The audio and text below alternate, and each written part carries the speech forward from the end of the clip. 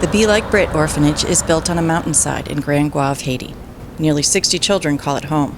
Here, they are cared for, educated, and loved. But all the love in the world won't provide power to an orphanage, and Be Like Brit requires a lot of power. It's a big place and it keeps growing. Try to keep it to a minimum, but with a 22,000 square foot facility, pumps, refrigeration, air conditioning, it's just, the load keeps climbing. Master electrician Greg Smith has made 13 trips to Haiti. He wired the orphanage and he continues to make improvements to the electrical system. Power comes from the local utility, EDH, which is unreliable and expensive, or a diesel generator, which is expensive, loud, and getting old. Between the two, between EDH and the generator, our cost to provide electricity to this facility is about between $4,000 and $5,000 a month, which is why it made so much sense to look at a solar option. 6 electricians and solar experts, led by Greg, traveled to Haiti with the goal of installing a solar power system to get Be Like Brit off the grid. When they arrive, the solar team gets the traditional Be Like Brit welcome. So when we first arrived, you walk into the orphanage and you sit in the chapel and all the kids are singing to you. I guess that's kind of the tradition of what they do. How are you? Come on, you gotta sit down and get the full effect. Come on.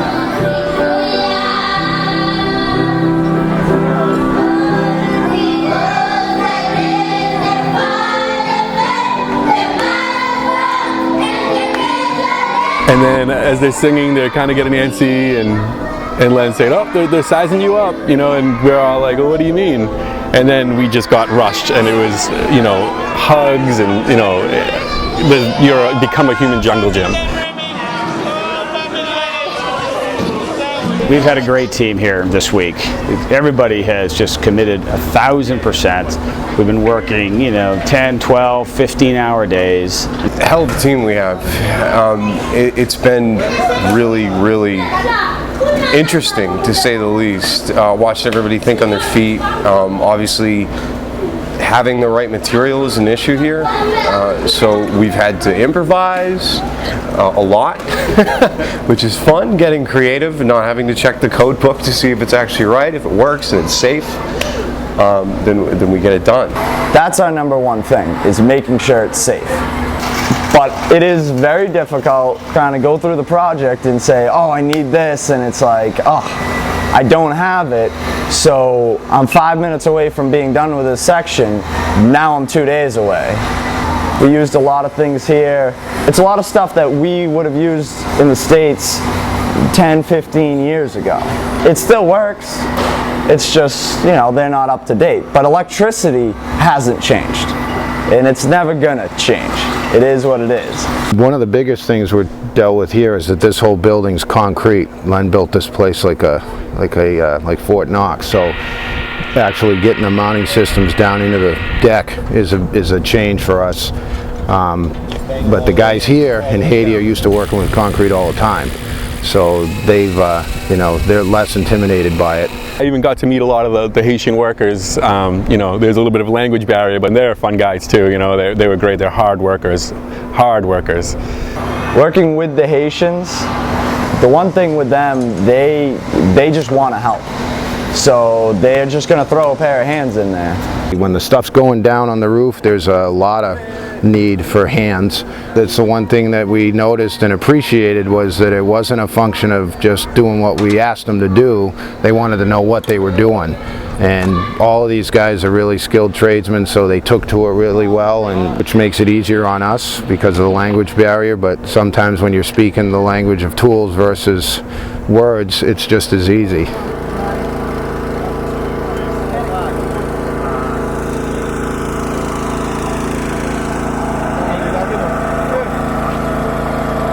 The second you step out into that sunlight, it just hits you 4 times stronger, 5 times stronger than it does at home. So it's 93, whatever it is, but it feels twice as hot.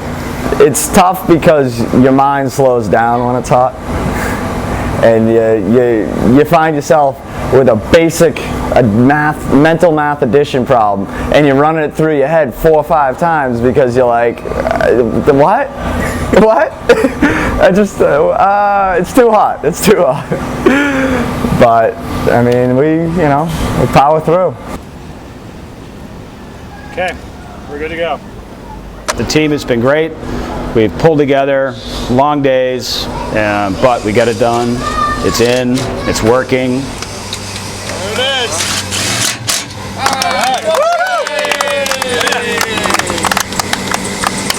Great job, guys. Great job. I think what I underestimated was the complexity of the system that we decided to install. It's one of the largest that anybody's seen, including some of the vendors that we've been buying from.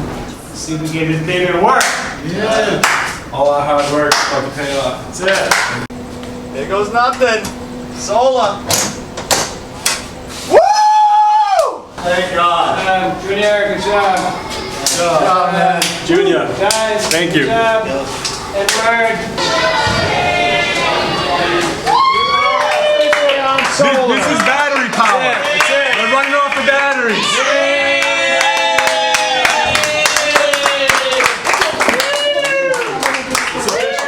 Yes, you're saving $4,000 a month. However, solar also needs maintenance.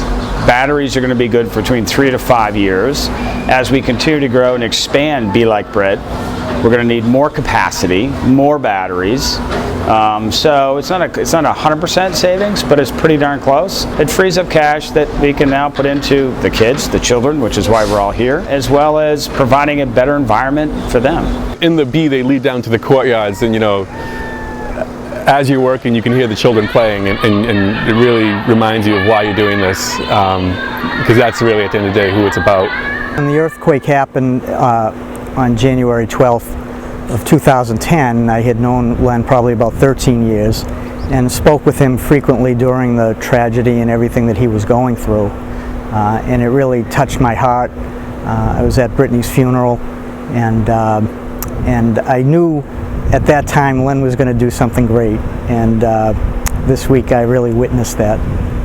This is my second trip to Haiti, and it's really been very different from the first. The first time I came down, it was kind of a neat construction project to work on, and it was all about a dream. Well, that dream's become reality, and to see right now 55 children and the difference that he's made in their lives, to see where they came from and how happy they are, how secure they are, that they're being educated and they're being loved. It's really remarkable, and it really touches your heart. I've always had a great deal of respect and admiration for Len. He's an incredible businessman and one of the most organized people I've ever met. He's also quite the visionary. It's been really impressive seeing what Be Like Brit has done here. Not just for the kids. I mean, this place is like a palace on the hill to this community here. It's like the State House almost. Everybody comes up here to work in the morning. You got like 150 guys showing up in the morning. They all hustle. The fact that Len has built this from the ground up and provides livelihoods for so many Haitians is it's really impressive.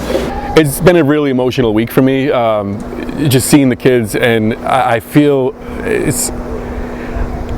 so happy for them that they're here and they're safe, but then there's this sorrow of why they're here and what they went through to get here, and what they're and they all have their own story.